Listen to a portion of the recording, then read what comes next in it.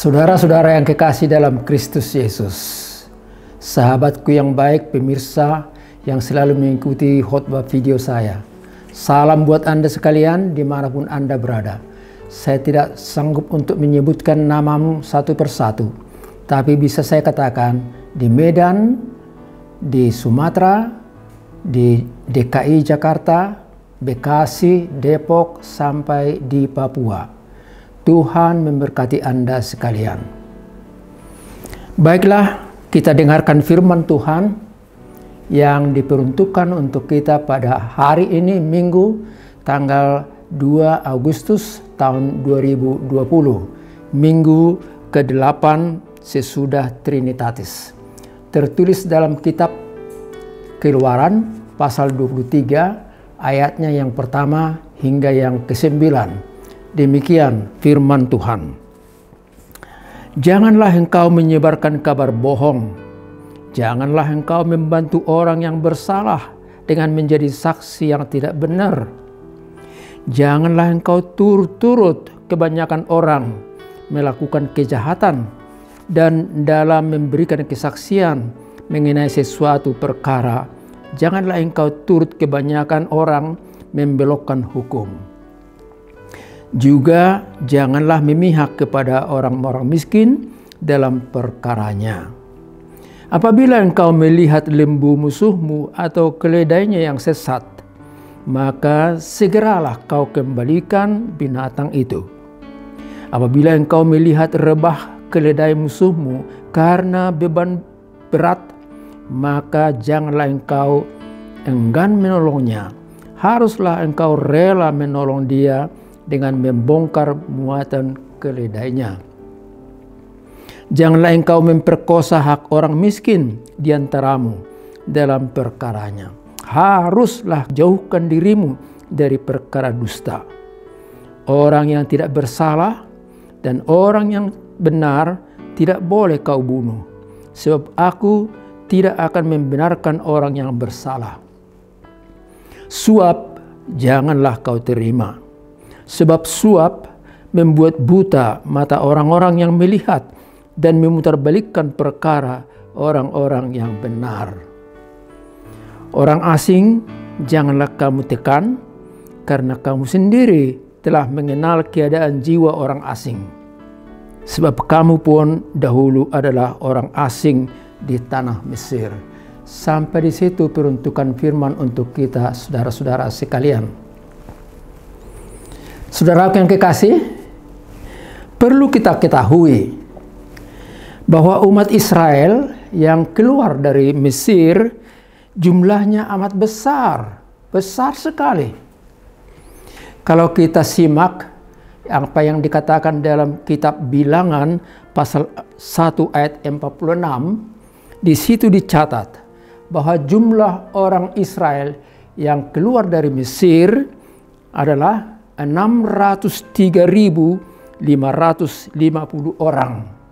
603.550 orang, belum termasuk anak-anak yang umurnya di bawah 20 tahun. Kalau dihitung semua anak-anak, kaum Lewi, pendatang yang ikut rombongan itu, jumlahnya sekitar 2 juta jiwa orang. Luar biasa.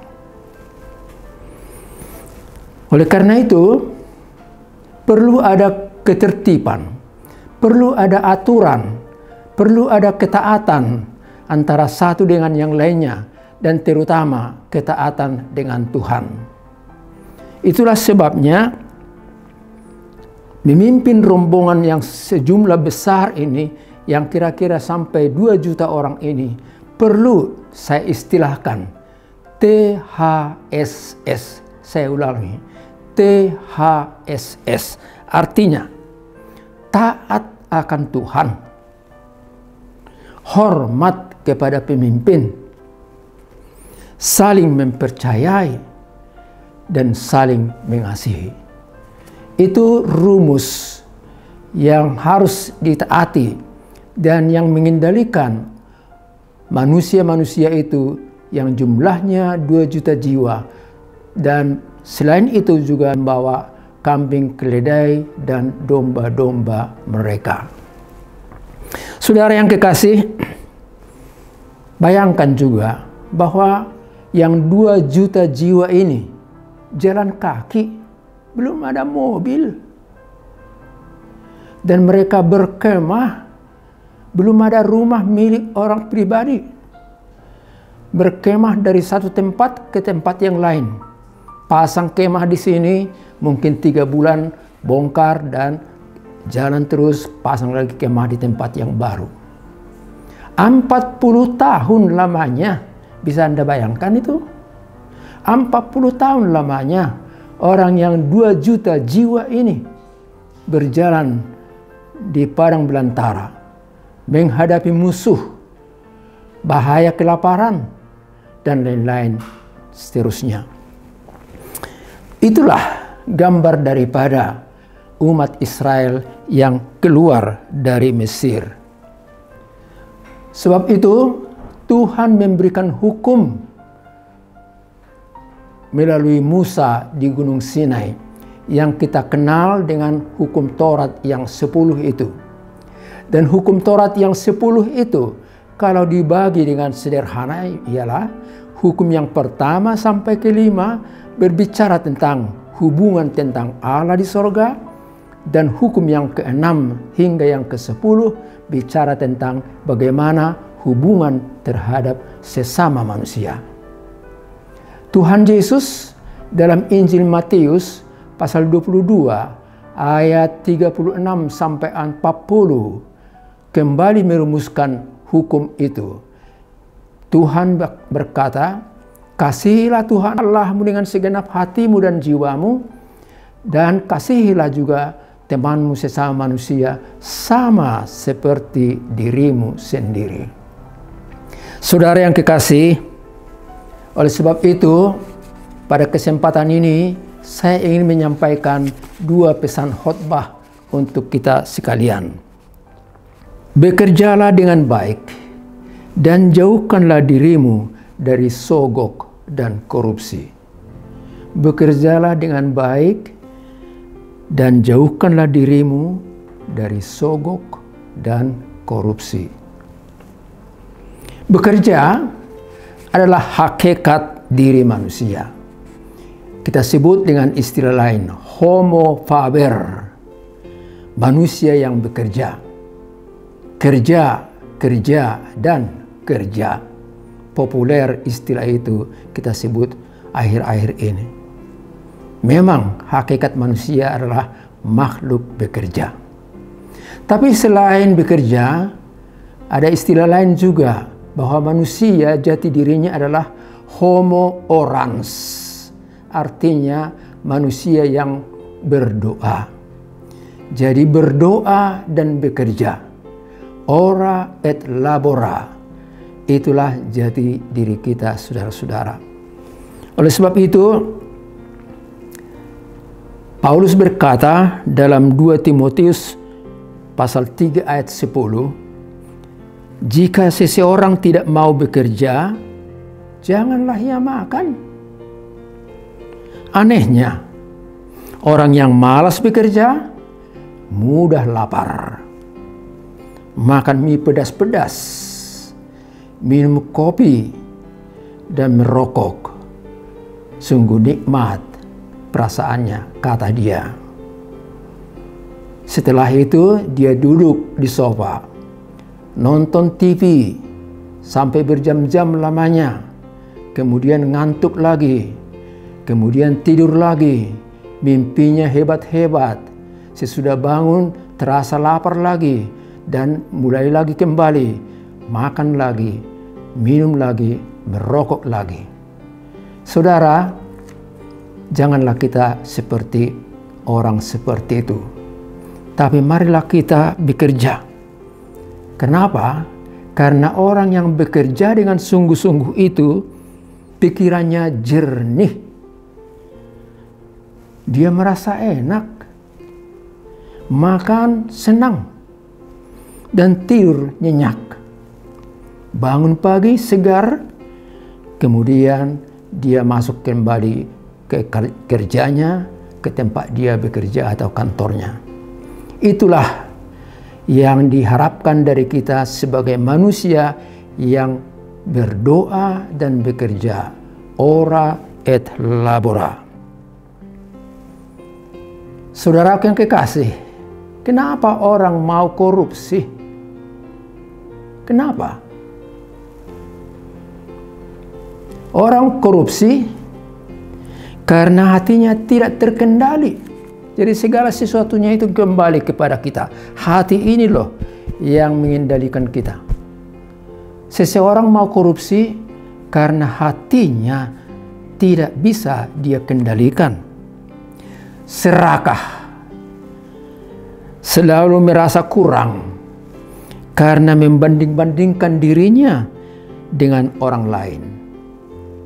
Dia pikir orang lain dengan fasilitas mewah, rumah gedong, senang dan nikmat, mengendarai mobil yang mahal harganya, dia kira orang itu pasti senang.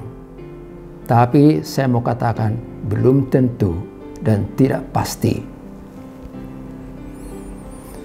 Orang yang sifatnya serakah dan selalu merasa kurang, seperti lintah itu yang dikatakan dalam kitab Injil dalam Amsal pasal 30 ayat 15. Si lintah berkata, untukku, belum cukup. Dia tinggal di kolam air. Tatkala seekor kerbau turun dan masuk ke kolam itu, si lintah mencium bau yang harum. Dia keluar dari sarangnya dan diam-diam dia mendekati sumber yang harum itu, si kaki kerbau tadi. Dia lengket di kaki kerbau, merobek kulit kerbau itu, dan mengeluarkan cairan dari mulutnya supaya darah yang diisap jangan beku. Untukku, dia hisap terus, belum cukup, dan dia hisap terus sampai si kerbau naik ke darat. Dia lengket terus, belum cukup. Akhirnya dia jatuh di jalan dan mobil datang dan melindas dia dan mati di situ. Itulah gambar lintah binatang yang serakah. Dan itu juga boleh menjadi gambar daripada orang manusia yang hatinya serakah. Belum cukup. Dia menerima yang ini, menerima yang itu, belum cukup. Dan akhirnya ketahuan. Dia ditangkap dan memakai rompi orange. Kemudian diadili di pengadilan tipikor dan divonis akhirnya masuk penjara beberapa tahun. Itulah akhir perjalanan daripada orang yang serakah. Saudara yang kekasih, saya simpulkan orang yang beriman, orang yang takut akan Tuhan, jangan dan tidak boleh serakah dalam hidup ini. Nikmatilah apa yang ada dan syukurilah pemberian Tuhan itu. Hidup bukan hanya soal uang dan materi, tapi hidup ialah soal kenikmatan dan persekutuan dalam keluarga, dengan hubungan sesama, dan juga hubungan dengan Tuhan. Saudara yang kekasih, mari kita ikuti pesan yang kedua dari khotbah saya pada saat ini. Khotbah yang kedua ialah mintalah hikmat dari Tuhan supaya kamu boleh melihat apa yang Tuhan minta atau kehendaki dari kita sendiri. Mintalah hikmat dari Tuhan.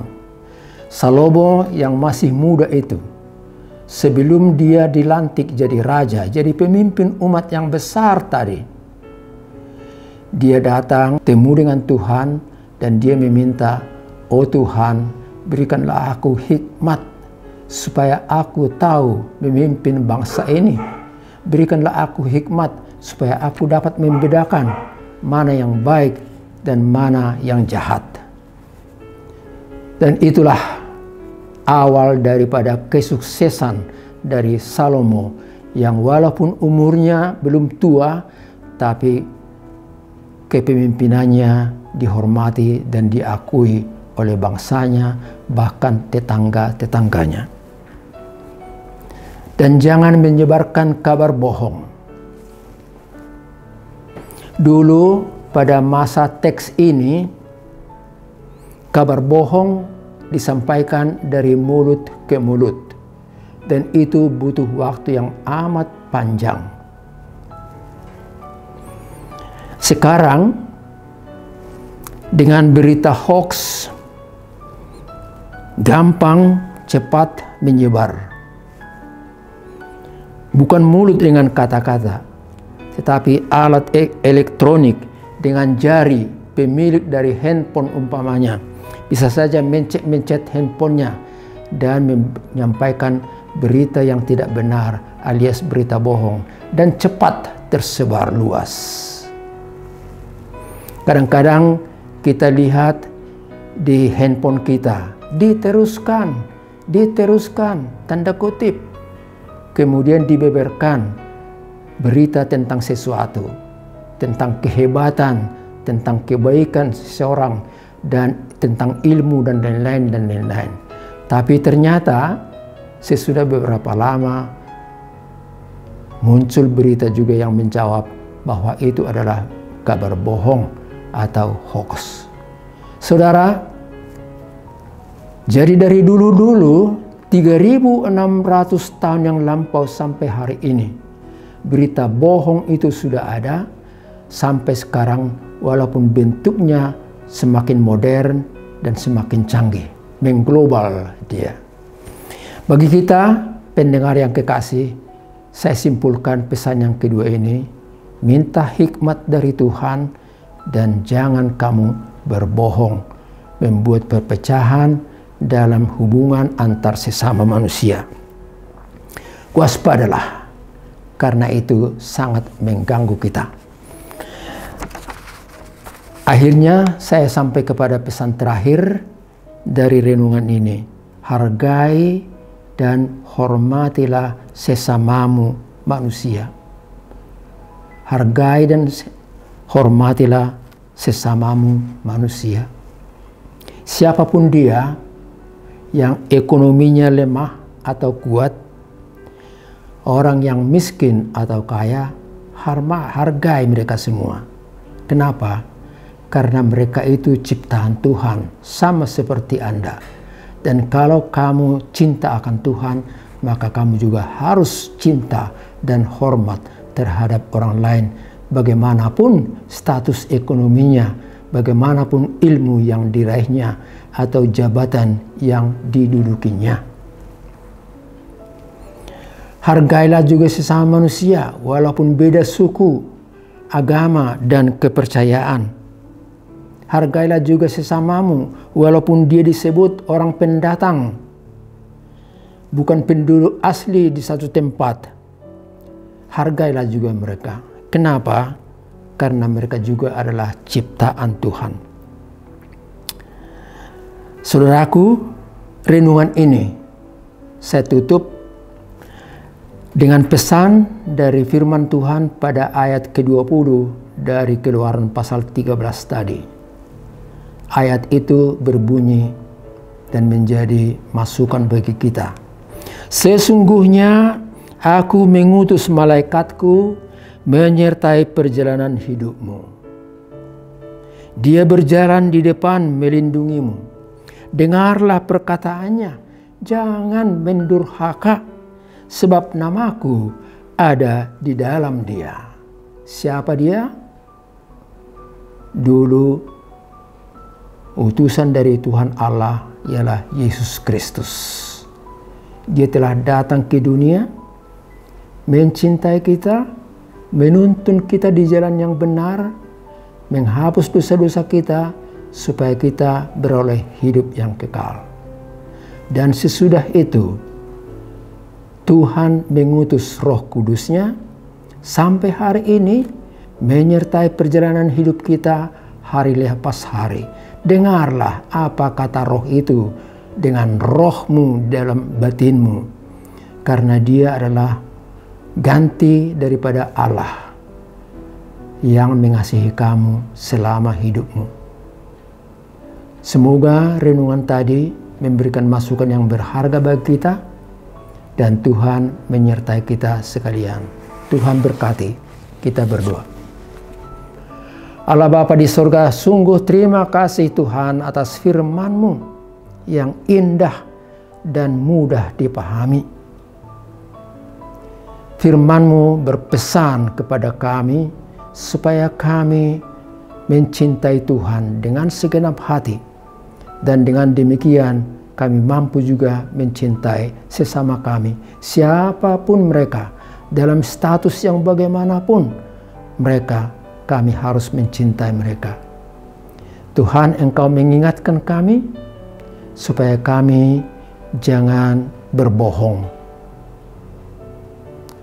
Lihatlah ya Tuhan, dunia yang semakin maju ini, yang mengglobal ini, sering sekali kedengaran berita-berita bohong. Ajar kami untuk memilah-milah berita yang kami dengar, yang kami baca, supaya kami juga tahu mana yang baik dan mana yang mengganggu, yang tidak baik dalam hidup ini. Berkati juga orang-orang yang lain supaya mereka jangan dengan gampang meneruskan berita-berita yang tidak bertanggung jawab. Biarlah mereka juga, karena imannya kepada Tuhan, mereka teliti akan berita yang akan disebarkan. Terima kasih Allah Bapa di sorga. Kami berdoa untuk keluarga-keluarga yang menderita dan susah sampai hari ini, oleh karena mungkin ada anggota keluarganya yang terkena COVID-19 ini dan masih memerlukan isolasi dan perawatan. Tolonglah Tuhan, berikan mereka keyakinan dan ketabahan. Dan juga kami berdoa buat mereka-mereka semua yang menderita oleh karena virus tadi, COVID-19 ini.